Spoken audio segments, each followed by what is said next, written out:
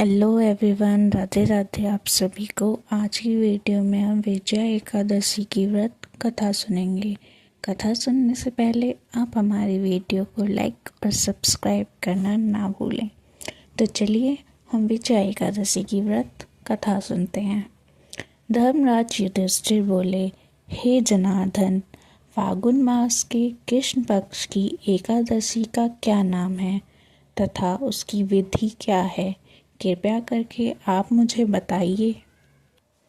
श्री कृष्ण बोले, हे राजन, फागुन मास के कृष्ण पक्ष की एकादशी का नाम विजया एकादशी है। इसके व्रत के प्रभाव से मनुष्य को विजय प्राप्त होती है। यह सब व्रतों से उत्तम व्रत है। इस विजया एकादशी के महत्व के श्रवण व पठन से समस्त पाप नष्ट हो जाते हैं। एक समय देव ऋषि नारद जी ने जगत पिता ब्रह्मा जी से कहा, महाराज, आप मुझसे फागुन मास के कृष्ण पक्ष की एकादशी विधान कहिए।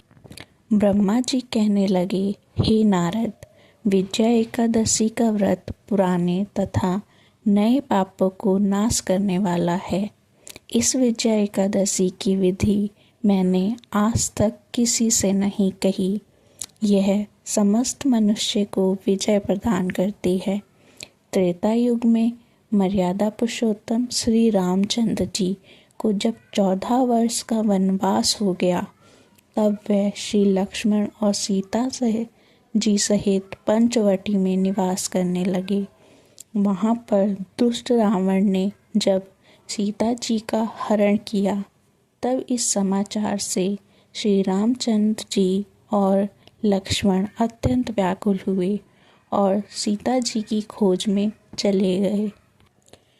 घूमते घूमते जब वे मरणासन जटायु के पास पहुँचे, तो जटायु उन्हें सीता जी का वृत्तांत सुनाकर स्वर्गलोक चला गया। कुछ आगे जाकर उनकी सुग्रीव से मित्रता हुई और बाली का वध किया। हनुमान जी ने लंका में जाकर सीता जी का पता लगाया और उनसे श्री रामचंद्र जी और सुग्रीव की मित्रता का वर्णन किया। वहाँ से लौटकर हनुमान जी ने भगवान राम के पास आकर सब समाचार कहे। श्री रामचंद्र जी ने वानर सेना सहित सुग्रीव की संपत्ति से लंका को प्रस्थान किया।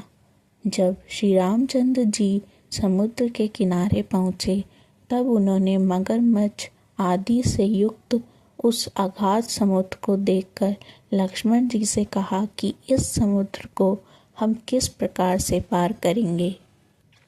श्री लक्ष्मण जी ने कहा, पुराण पुरुषोत्तम, आप आदि पुरुष हैं, सब कुछ जानते हैं।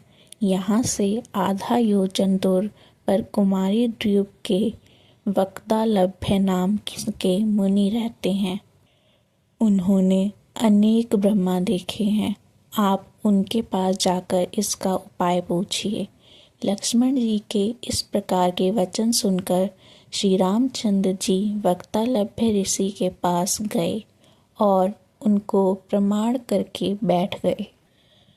मुनि ने भी उनको मनुष्य रूप धारण किए हुए पुराण पुरुषोत्तम समझकर उनसे पूछा कि हे राम, आपका आना कैसे हुआ।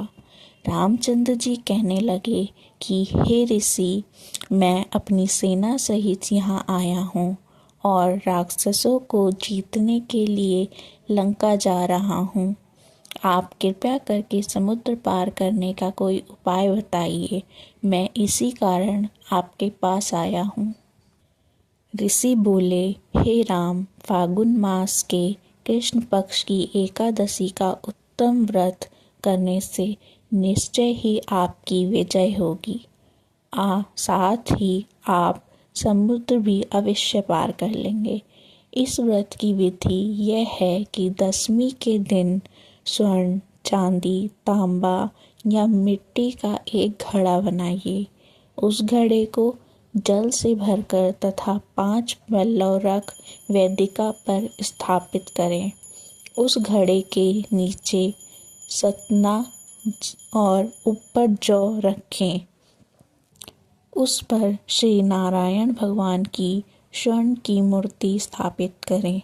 एकादशी के दिन स्नान आदि से निवृत्त होकर धूप, दीप, निवेद्य, नारियल आदि से भगवान की पूजा करें। तत्पश्चात घड़े के सामने बैठकर दिन व्यतीत करें और रात्रि को भी उसी प्रकार बैठे रहकर जागरण करें। द्वादशी के दिन नित्य नियम से निवृत्त होकर उस घड़े को ब्राह्मण को दे दें। हे राम, यदि तुम भी इस व्रत को सेनापतियों सहित करोगे तो तुम्हारी विजय अवश्य होगी। श्री रामचंद्र जी ने ऋषि के कथनानुसार इस व्रत को किया और इसके प्रभाव से दैत्यों पर विजय पाई। जो कोई मनुष्य विधि पूर्वक इस व्रत को करेगा, दोनों लोकों में उसकी अवश्य विजय होगी। श्री ब्रह्मा जी ने नारद जी से कहा था कि हे पुत्र, जो कोई इस व्रत को महत्व को पढ़ता या सुनता है, उसको वाजपेय यज्ञ का फल प्राप्त होता है।